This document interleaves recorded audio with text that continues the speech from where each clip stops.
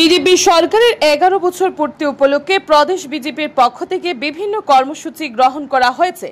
তার মধ্যে একটি হলো বৃক্ষরোপণ কর্মসূচি। এই বৃক্ষরোপণ কর্মসূচি পালনের দায়িত্ব দেওয়া হয়েছে প্রদেশ কিষাণ মোর্চাকে। প্রদেশ কিষাণ মোর্চার উদ্যোগে রাজ্যের বিভিন্ন মণ্ডল সহ বিভিন্ন বুথ স্তরে বৃক্ষরোপণ কর্মসূচি আয়োজন করা হয়েছে।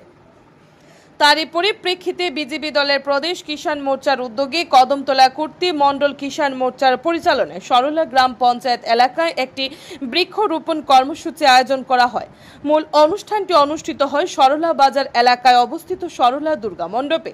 পরবর্তীতে বৃক্ষরোপণ কর্মসূচি অনুষ্ঠিত হয় গ্রাম পঞ্চায়েত এলাকায়।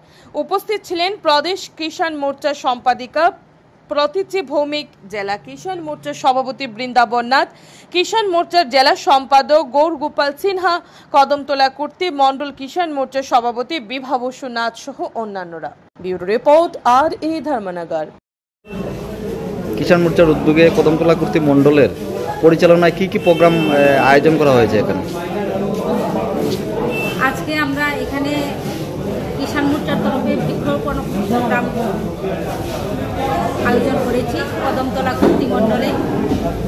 আমাদের সরকারের 11 বছর পূর্তি উপলক্ষে নানা কর্মসূচির মধ্যে বৃক্ষরোপণ কর্মসূচিটি কিষাণ মোর্চাকে দায়িত্ব দেওয়া হয়। তো সেই হিসাবে আমি উত্তর ত্রিপুরা এবং ঊনকোটির প্রভারী হিসেবে নিযুক্ত হয়েছি। আমি কিষাণ মোর্চার স্টেট সেক্রেটারি। আমার এখানে অন্যান্য বিশিষ্ট ব্যক্তিবর্গ উপস্থিত আছেন।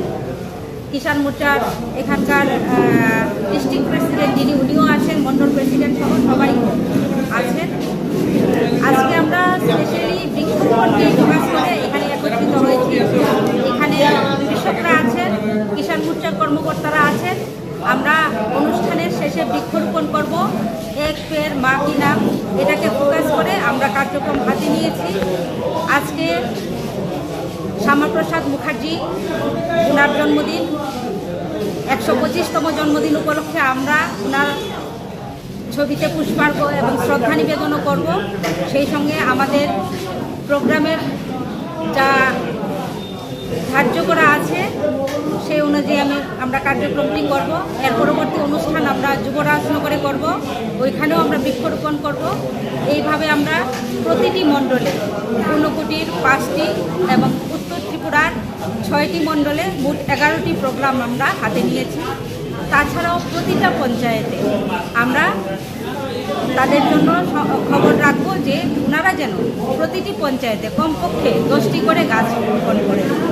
তাছাড়া বুথ লেভেলেও অন্তত 5টি করে গাছ যাতে লাগানো হয় সেই চেষ্টায় আছি এবং আশা করি সেটা সাকসেসফুল হবে। নরেন্দ্র মোদীজির বিকশিত ভারত গড়ার লক্ষ্যে এটি একটি উল্লেখযোগ্য পদক্ষেপ। আমি মনে করি পরিবেশকে বজায় রাখার জন্য, সুস্থ রাখার জন্য গাছের অবদান অসীম। তাই এই প্রোগ্রামটির উত্তরোত্তর সাফল্য হোক এই কামনা করছি।